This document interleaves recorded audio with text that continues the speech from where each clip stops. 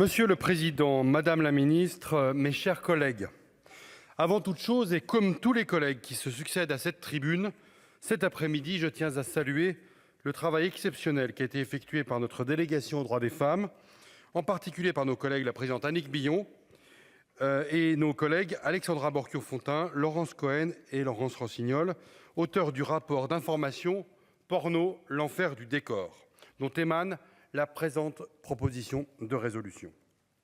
Il s'agit d'un travail véritablement pionnier, aussi incroyable que cela soit, alors que la pornographie est à l'évidence devenue un problème social majeur, le Parlement ne l'avait jamais véritablement investi.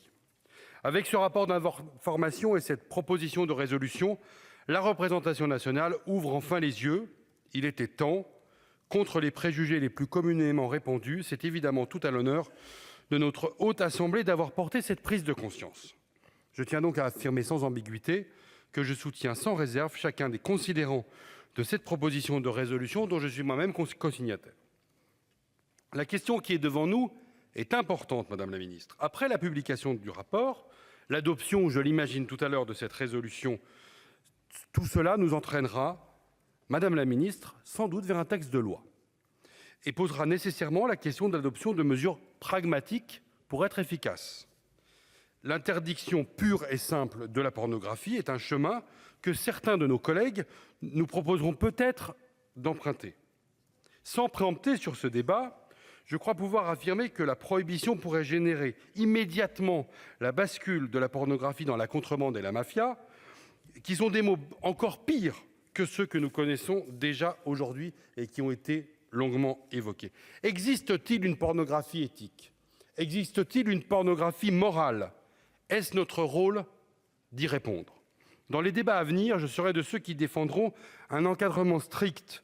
C'est un chemin de crête qui demande de la conviction, mais qui, à mes yeux, est le seul qui soit en mesure de produire de réels effets sur la réalité vécue dans notre pays. Or, pour encadrer la pornographie, nous avons tout à faire. Et c'est bien ce travail que nous invite, à mes yeux, encore une fois, cette présente résolution. La seule pornographie qui puisse exister se doit de respecter la loi, mais avant tout la personne humaine et bien évidemment les femmes. C'est une pornographie d'adultes consentants et qui ne s'adresse qu'à eux.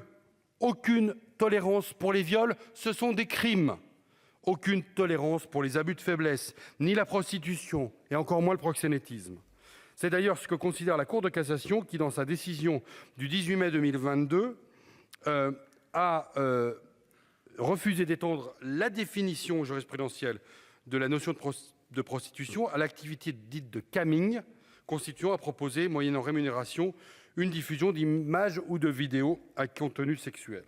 Pour séparer le bon grain de l'ivraie, un cadre transversal doit être créé de toutes pièces, car schématiquement, on peut classer les problèmes causés par la pornographie en deux grandes familles. Ceux liés aux personnes qui la font et ceux liés aux personnes qui y ont accès.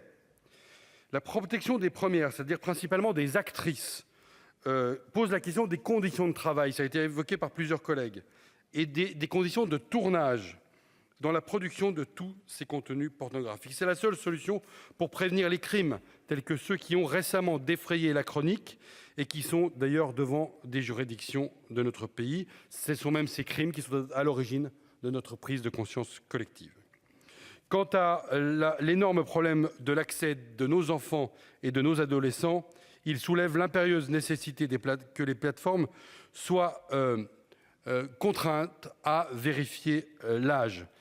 La CNIL a fait des propositions et il y a, Monsieur le Président, je suis un peu long, mais il y a eu un élément qui est très important, et j'en terminerai par là, et qui, à nos yeux, doit être un élément de réflexion, c'est la régulation également des messageries instantanées, qui sont un champ extrêmement important. Vous l'aurez compris dans mes propos, le groupe de l'Union centriste votera cette proposition de résolution sans aucune réserve.